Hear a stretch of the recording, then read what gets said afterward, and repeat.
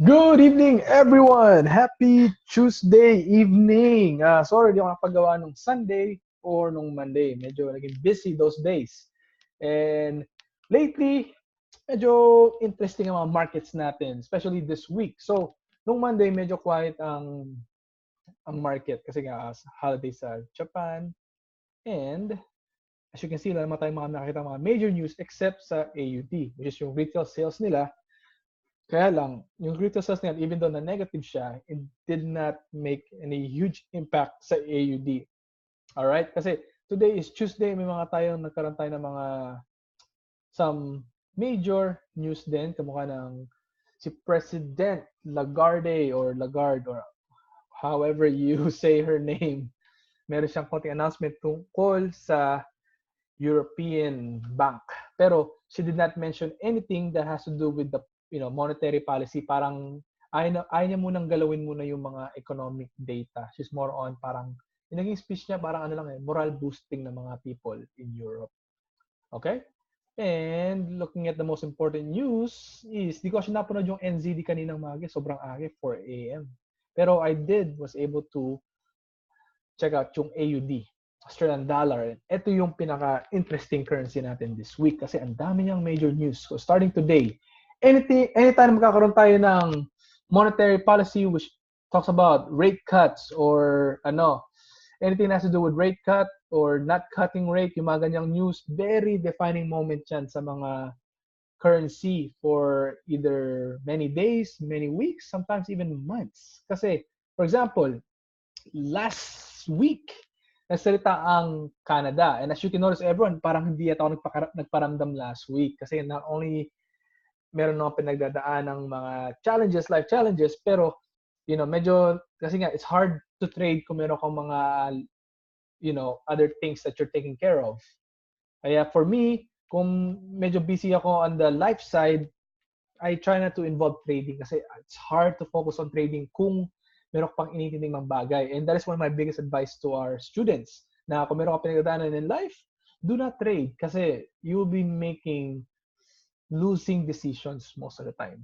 Alright? Masarap mag-trade kung clear ang isip natin na talagang wala tayong other things na inintindi, talagang total focus. But anyways, last week kasi, I was studying the market, especially the Canadian dollar. Nagkaroon sila ng news na hindi nga sila magka-cut rate. Usually, pagka ganung mga news, it's a good news.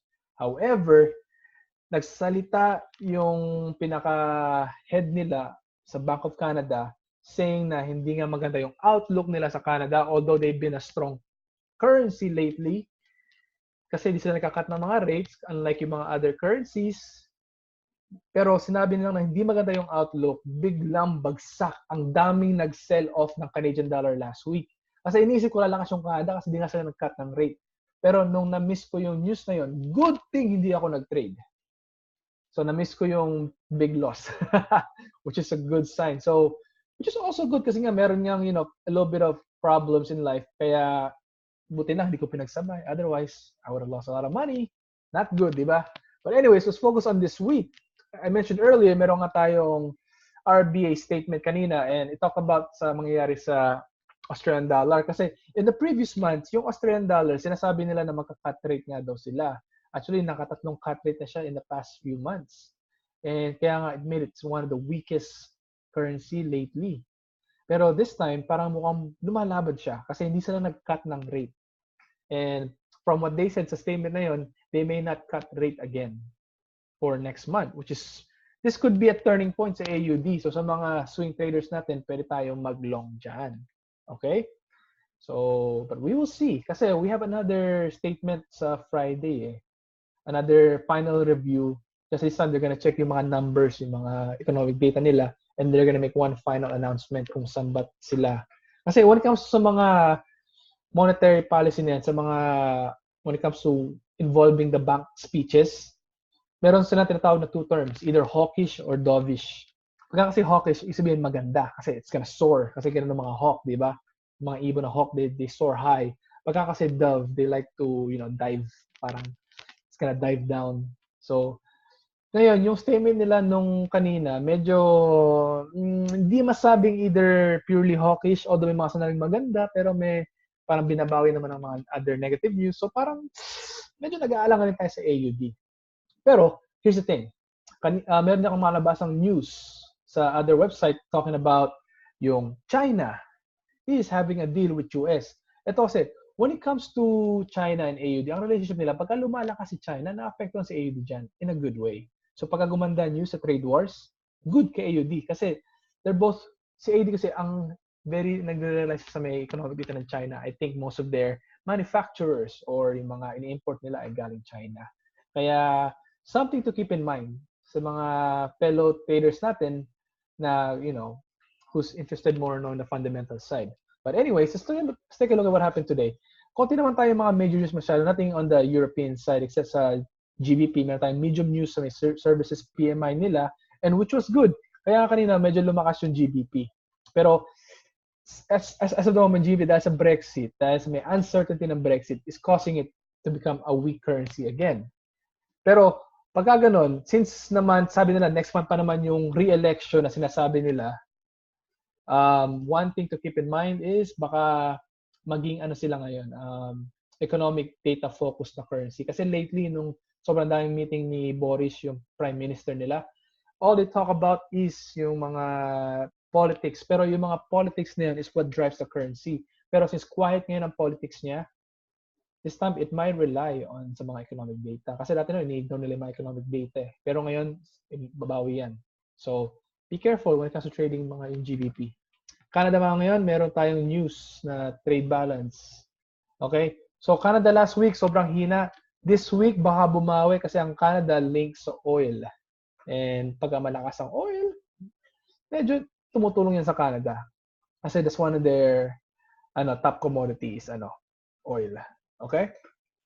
Now, looking at tomorrow, since pa-end naman yung day natin ngayon, ano ba perfect? Masarap mag-technical bukas. Kasi tinan mo, no major news. So meaning, usually ang market, mag-play around lang yan sa gitna. Kasi what drives yung mga big up and down ng market is yung mga news. Kasi yung nag-create ng volatility. Pero pagka ganyang malinis yung market, pwera lang sa NZD, kasi natin yung red naman, medyo we're not gonna see too much crazy movements. Alright? So sa mga support and resistance traders natin dyan, perfecto. Okay? Sa mga breakouts, can't say at the moment until we get some more confirming major news sa mga certain currencies. Alright? Thursday naman, ito medyo namumula yung Thursday sa mga European currencies. Meron tayong heavy news sa Euro and major news sa GBP, monetary policy. Are they gonna cut rate or not? We will see. Pero malalaman natin lahat pagka nagsalita na si Carney sa Bank of England kasi that's when they start stating kung ano ba mangyayari sa overall economy nila in the future. Okay? Friday, medyo somewhat busy. Like I said, meron tayong final announcement nga ng RBA. So we will see what's gonna happen sa AUD on Friday. Yan yung final confirmation kung lalakas ba sila all the way or hihina pa. Alright? Then sa Canada, mukhang may mga pambawi tayo rito, which is the employment change. Pagka maganda report nito, possible lumakas ang Canada. Actually, Canada also has been the biggest, strongest currency. And dahil nga sa mga naging monetary policy nila, bigla silang humina. But do not underestimate Canada. Kasi unlike other countries that are cutting rates, wala pa silang balak this year. Plano nila next year. Pero like I said, pagka lumakas ang oil, lalakas si Canada. Keep that in mind. Alright, so sa mga technical side naman tayo, share ko naman sa yung chart para makita natin. Gold, wow! Lumakas ang US dahil sa trade war. Kasi pagka lumakas ang US, hihina si gold. And mukhang may mga good news tayo sa US, kaya siya biglang, bam, bagsak. Pero we will see. This may reverse mamayang gabi or, later, mamayang madaling araw. We will see, okay? AUD Canada, perfect dito, support and resistance. Boom. 14 pips. Kung nag-sell kayo kanina. AUD JPY, mukhang magre-reverse na siya, pero mukhang tumaas pa. From the top to this, 14 pips din, or almost 15 pips kung may hit niya. Pero mahina kasi ang JPY this week. Kaya, this is possible na tumaas pa to. Okay? AUD NZD, NZD kasi bihira sila sa news. But usually, ang NZD in Canada, NZD, New Zealand dollar, and AUD, Australian dollar, they work hand in hand. Para silang GBP Euro. Diba? I mentioned that in my previous video. So pagka yung isa lumakas, possible madamay na rin yung isa kasi they're so close to each other. Kaya tinan mo, we will see. Usually naglalaro lang yung dalawa na to eh. If you can look at the overall picture, naglalaro lang siya unless talaga may mga major news sa AUD, talaga lalakas si AUD. But look, na-hit niya yung kanina na-hit niya yung resistance number 2 and nag-reverse siya ng 14 pips. Kung ang goal nyo lang is 10 to 15, mukhang naging profitable kayo bago siya nag-reverse ulit. GBP AUD with a strategy of breakout or aka London Open dahil mahina ang GBP dahil nga sa mga uncertainty ng Brexit plus lumakas yung AUD, na-hit niya yung enter sell position. So kung nag-sell tayo, na-hit niya yung 29 pips, which I did earlier. Actually, mas ang task ng sell ko kanina, dito ako nag-sell eh. Dito ako nag-pull out bago siya nag-reverse. Or least 49 pips lang ako kanina, which is good. Pero nag-reverse nga siya. Kasi Tuesday, medyo nag-aalangan rin pa rin yung market. So, we will see tomorrow morning where the actual market is heading. Alright? Same thing with AUD. CHF. Since sa CHF, part ng European, ano rin yan. Kaya what happens to Euro or GBP, usually it follows. Okay? And since malakas nga ang AUD, boom! Breakout. Hindi nga ako napag-trade sa AUD kasi hindi ko masyadong na-study yung CHF this week.